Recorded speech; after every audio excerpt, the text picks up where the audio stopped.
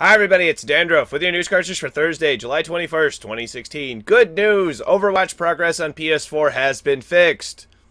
Mostly. Skill rankings were not possible to be restored, but currency, levels, skins, any collectible in-game has been restored. Still waiting on an update for console players for Payday 2 though.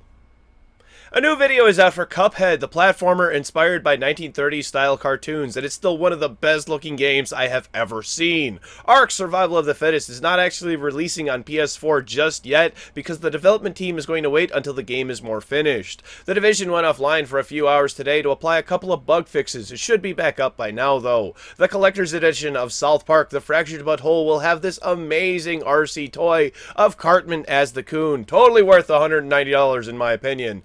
Another amazing collector's edition that's coming is World of Final Fantasy. It will contain a pop-up book and chibi-style figurines. Pre-ordering Civilization 6 will net you early access to using the Aztecs 90 whole days before everyone else. Thankfully, it's not DLC or anything. Everyone gets them for free after that.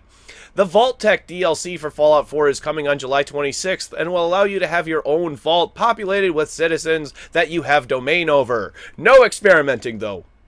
Well, okay, a little experimenting. A new map has been shown off for Gears of War 4 multiplayer. Stardew Valley is still being worked on, believe it or not, and a Linux and Mac version finally has a release date of July 29th. The multiplayer co-op is still coming. Square Enix is making an RPG exclusively for Apple Watch, just in case your phone screen wasn't small enough and you love being tethered to a wall outlet by the wrist. The System Shock remake for PS4 unfortunately isn't coming until 2018. Gary Busey, of all people, is the next elusive target for Hitman. Don't kill the real Gary Busey. I know it'll be tough, but don't do it.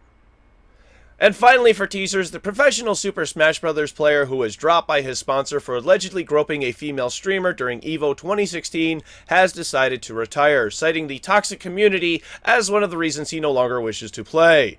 Yeah, now that you're out of the community, it's definitely less toxic. Stop by the Pokemon Go Stop and find out what trouble No Man's Sky could be in today on News Cartridge.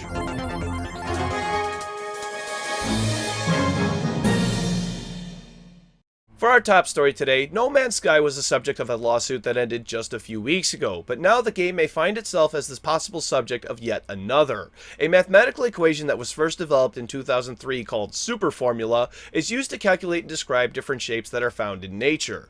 Allegedly, this was used in order to create the game's complexity and diversity. However, this equation is patented and owned by a Dutch company which says they never sold a license to Hello Games, the makers of No Man's Sky. The creator of No Man's Sky gave an interview to the New Yorker, which he explained the development team was having trouble with the game until the Superformula was discovered and put into use. He even described the equation as something that could be relied on.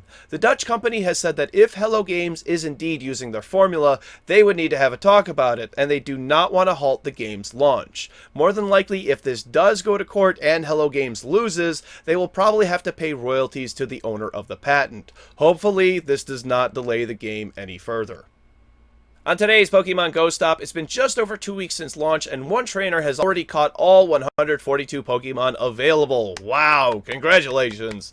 There is a map of which Pokemon is the most wanted per state according to Google data. Another map available is one that trainers have created which plots where Pokemon can be found. This has trainers contemplating whether or not this is cheating. Let me know your thoughts on that in the comment section below.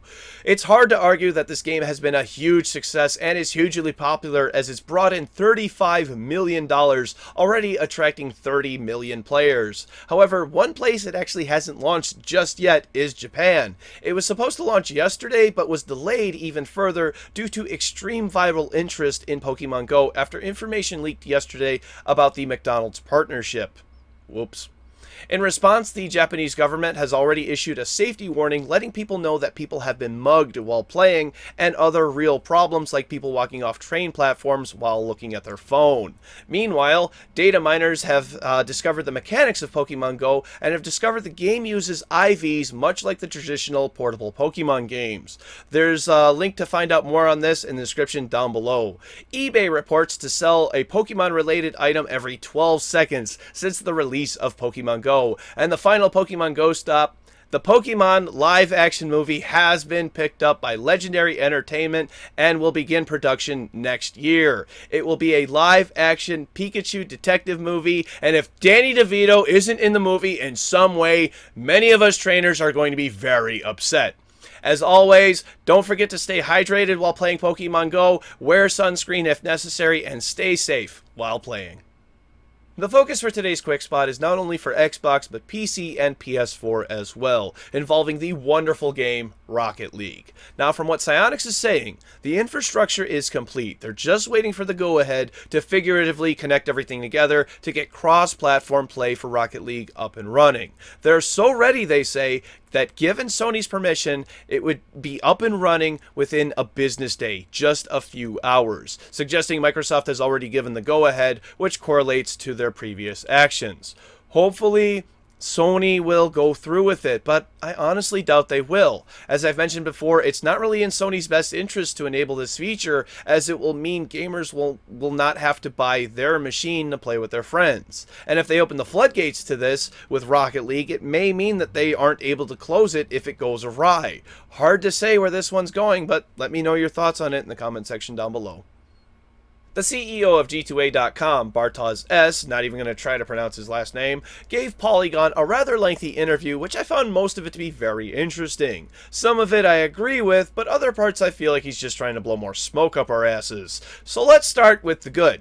He explains a little of the ins and outs of the new fraud prevention system. Users who make $2,000 or more will be subjected to submitting their personal identification along with bank verification, that sort of thing. And they can subject anyone at any time to this stipulation if they question a seller. That's really good. But something that seemed odd to me was the emphasis that G2A doesn't sell anything.